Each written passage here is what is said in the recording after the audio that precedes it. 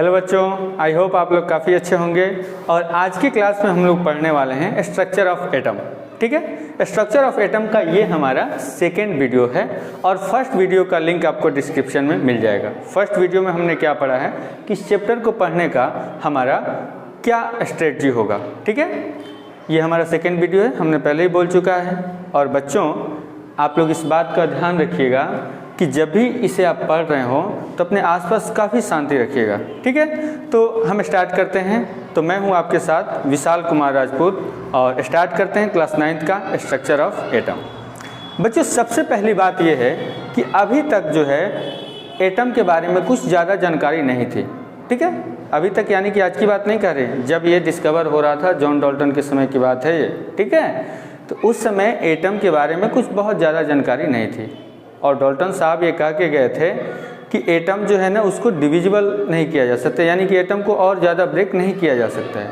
सारे लोग उस थ्योरी को मान रहे थे, लेकिन एक एक्सपेरिमेंट जो कि हम आपके साथ यहाँ पे करने वाले हैं, बताएंगे आपको, उसके थ्रू हम लोग जानेंगे कि ऐसा क्या हुआ कि एटम की जो डिविजिबिलिटी का रूल था, यानी कि वो कभी डिविजिबल नहीं होगा, उसको जो है ना ब्रेक कर दिया गया। आइए देखते हैं एक एक्सपेरिमेंट। अब हमको क्या करना है, आप लोग जो है मेरे साथ साथ एक्सपेरिमेंट कीजिएगा। सबसे पहले कुछ जो है ना पेपर को छोटे छोटे टुकड़ों में क्या करना है, फोल्ड कर लेना है, ऐसे बिल्कुल छोटे छोटे में।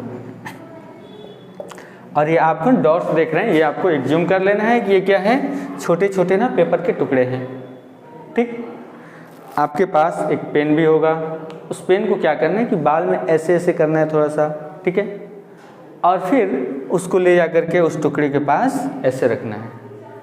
आप क्या ऑब्जर्व करेंगे कि ये पेपर के जो टुकड़े थे वो क्या हुए, आपके पेन की तरफ अट्रैक्ट हो गए।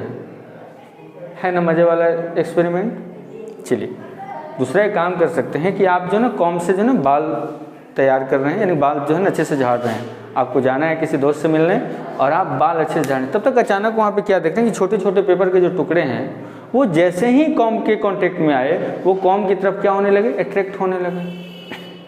ये तो मैग्नेटिज्म वाली प्रॉपर्टी आ रही है, बिल्कुल नहीं।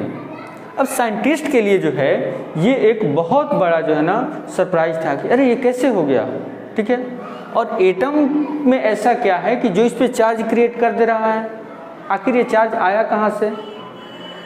तो ध्यान रखना है चार्ज कहाँ से आया, जब जो है हमने कॉम्ब से बाल को झाड़ रहे थे। ठीक है, यानी कि बाल में जैसे कॉम्ब लगाए तो वहाँ पे क्या फ्रिक्शन हो रहा था बाल और कॉम्ब के बीच में, तो वहाँ से हमारा चार्ज जनरेट हुआ।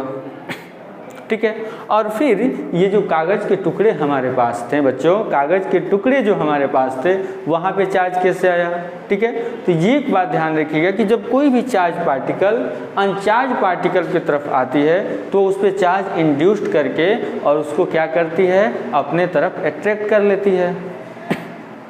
ठीक है, तो साइंटिस्ट पहले ये मान करके चल रहे थे कि ये जो हमारा एटम है, ठीक है, एटम क्या था, ये तो डिविजिबल नहीं था।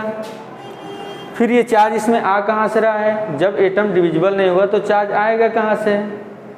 ठीक, तो एटम के बारे में साइंटिस्ट के दिमाग में कुछ कौन था, अरे हो सकता है कि इसमें भी कुछ पार्टिकल्स हैं। ठीक है, और फिर साइंटिस्ट ने सोचा कि इसमें कोई ना कोई ऐसा पार्टिकल है जिसके आने या जाने से इस पे एटम पे चार्ज क्रिएट हो रहे हैं।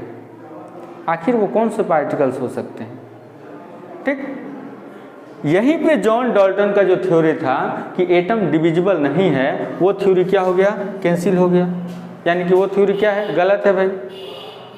अगर ऐसी बात होती तो क्या यहाँ पे अट्रैक्ट हो पाता कागज का टुकड़ा कॉम्ब की तरफ, नहीं हो पाता।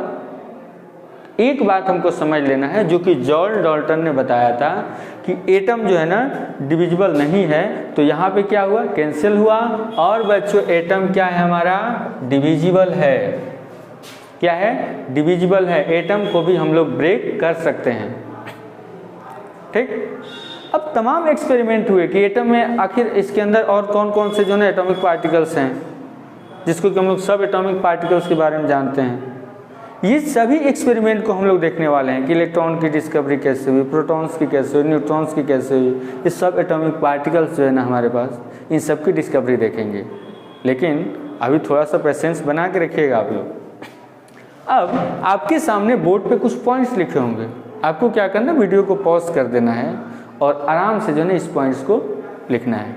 ध्यान रखिएगा, हम सभी लोग जो है ना आपको फ्री ऑफ कॉस्ट जो है ना एजुकेशन प्रोवाइड करा रहे हैं, यहाँ तक कि आपको जो है नोट्स भी दे रहे हैं। ठीक है, बोर्ड पे जो भी नोट्स हैं आप इसको लिख सकते हैं और एग्जाम में बस यहीं लिख के चले आना है, एक भी नंबर नहीं कटेगा। ठीक है, तो आइए देखते हैं फर्स्ट पॉइंट को हम लोग डील करते हैं कि फर्स्ट पॉइंट क्या है। देखिएगा यहाँ पे लिखा हुआ है, electrically charge object can attract and अनचार्ज particles. यहाँ पे अनचार्ज पार्टिकल को अट्रैक्ट करने की बात कर रही है, यानी कि कोई भी इलेक्ट्रिकली चार्ज पार्टिकल्स है वो अनचार्ज पार्टिकल को क्या कर सकता है, अट्रैक्ट कर सकता है। ये कौन से केस में देखे थे, ये केस जो हम लोग कॉम्ब वाले केस देख रहे थे, यानी कि आपने क्या किया था, बाल को ऐसे सेट किया था और बाल सेट करते वक्त क्या हुआ था कि आपके जो है कॉम्ब पे चार्ज आ गया था, लेकिन आपने जो पेपर का टुकड़ा वहाँ पे रखा था क्या उसमें चार्ज था? ऐसा था क्या कि थोड़ा सा चार्ज तुम इसको भी दे दो, थोड़ा सा कम को दिए हैं तो थोड़ा सा इसको भी दे देते हैं, ऐसा थोड़ा ना होता है। ठीक, आप लोग समझ पा रहे हैं या फिर केवल मेरा ही रिवीजन हो रहा है? आई थिंक जो आप लोग काफ़ी अच्छे से समझ पा रहे होंगे। ठीक है, आपको अच्छा लगेगा वीडियो और इसको अपने दोस्तों के साथ ज़रूर शेयर कीजिए, क्योंकि टर्म 2 के एग्जाम्स होने वाले हैं तो उन लोग को भी काफ़ी फ़ायदा इससे मिलने वाला है और आपको तो भाई मिल ही रहा है। तो ये जो है कागज़ के जो टुकड़े थे छोटे छोटे, ठीक है, वो क्या हो रहे थे, अनचार्ज थे, और जैसे ही हमने चार्ज पार्टिकल इसके पास लाया तो क्या हुआ, यहाँ पे जो है चार्ज पार्टिकल्स कुछ चार्ज जो है ना इस अनचार्ज पार्टिकल के ऊपर इंड्यूस्ड कर दिया और उसी चार्ज के वजह से क्या हो रहा है कि इसके तरफ अट्रैक्ट हो रहा है। किसके तरफ? कॉम्ब की तरफ। अब चार्ज पार्टिकल अट्रैक्शन कुछ तो लोचा है। चलिए, तो अब हम देखते हैं यहाँ पे कि चार्ज के बारे में, कहाँ पे अट्रैक्शन होगा और कहाँ से रिपल्सन होगा। अगर सेम चार्ज रहता है यहाँ पे, ठीक है, सेम चार्ज, जैसे कि माइनस है, प्लस है, ठीक है, ये दोनों एक दूसरे को जो है ना दूर भगाएगा। ठीक है, एकदम भगा देगा, चलो भाग जाओ, यानी कि रिपल्सन होगा।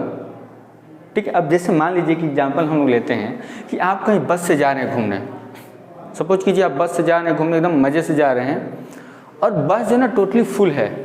ठीक है, एक भी सीट नहीं है कि कोई आकर के बैठ सके, अब सिवाय खड़ा होना है, इस बात को आपको ध्यान रखना है। ठीक है, इमेज अपने दिमाग में बनाते रहिए। अचानक क्या होता है कि आप दो दोस्त जो है ना बैठे हुए हैं, अचानक एक ऐसा इंसिडेंट होता है कि एक जो है ना लड़का चढ़ता है बस में, फिर क्या होता है, आप दोनों ऐसे जो है ना साइड से बैठ जाते हैं, इसको सीट देंगे। ठीक है, तब तक जो है ना दो बॉयज क्या करते हैं, अचानक जो है कोई गर्ल जो है यानी सुंदर कुड़ी चढ़ती है बस पे और आप क्या करते हैं, ऐसे साइड हो जाते हैं। ठीक है, यानी कि बगल में थोड़ा सा सीट दिखे तो हो सकता है बैठ जाए। ठीक है, तो यानी कि जब बॉयज आया, यानी कि आप भी बॉय थे वो भी बॉय था, तो वहाँ पे क्या हुआ, रिपल्सन हुआ। ठीक है, क्या हुआ, रिपल्सन हुआ। सेम चार्ज क्या कर रहा है, रिपल्स कर रहा है, यानी कि एक दूसरे को रिपेल कर रहा है, दूर फेंक रहा है। ठीक है, लेकिन वहीं जब गर्ल्स आई तो क्या हुआ, अट्रैक्शन हुआ, यानी कि अगर प्लस माइनस की बात होगी तो क्या होगा, अट्रैक्ट की बात करेगा। ठीक है, लेकिन वहीं जो है इस यहाँ पे होगा, यानी कि माइनस माइनस की बात होगी या फिर प्लस प्लस की बात होगी तो वहाँ पे क्या होता है, वहाँ पे होता है हमारा रिपल्सन। ठीक है, तो इसको आप लोग लिख लीजिएगा कि same charges repels each other and different charges attract each other. ठीक है, यानी कि जब भी चार्ज डिफरेंट रहेगा तो एक दूसरे को अट्रैक्ट करेगा और चार्ज सेम रहेगा तो एक दूसरे को भगाएगा। ठीक है, आई थिंक आप लोग को यहाँ तक समझ में आ गई। अब जो है ये हमारा चार्ज पार्टिकल्स का जो कॉन्सेप्ट था कि मैटर में क्या क्या चार्ज पार्टिकल्स होते हैं। अब जो बाहर निकल करके आया, आज जिस जो ना सब एटॉमिक पार्टिकल्स की हम लोग स्टडी करते हैं वो है हमारा neutron, electron and proton. Atom के बीच में यही तीन जो है ना सब एटॉमिक पार्टिकल्स रहते हैं। ठीक है, वो कौन कौन से हैं, न्यूट्रॉन, इलेक्ट्रॉन एंड प्रोटॉन। अब हम लोग क्या करेंगे कि बारी बारी से न्यूट्रॉन की डिस्कवरी कैसे हुई, इलेक्ट्रॉन की डिस्कवरी कैसे हुई, प्रोटॉन की डिस्कवरी कैसे हुई, इन सभी को देखेंगे। ठीक है, तो आई होप आपको ये क्लास काफ़ी अच्छा लगा होगा। और नेक्स्ट क्लास में हम लोग डिस्कस करने वाले हैं इलेक्ट्रॉन के बारे में। यहाँ पे हमारा इलेक्ट्रॉन, यानी कि इलेक्ट्रॉन के बारे में हम क्या करने हैं, डिस्कस करने हैं, ठीक है। और आप लोग जो है ना नेक्स्ट क्लास के लिए रेडी रहिए। और यहाँ पे जो भी पॉइंट आपको बताए गए हैं उस पॉइंट को आपको क्या करना है, नोट डाउन करना है, ठीक है। तो चलते हैं फिर हम लोग नेक्स्ट क्लास की तरफ। Bye everyone.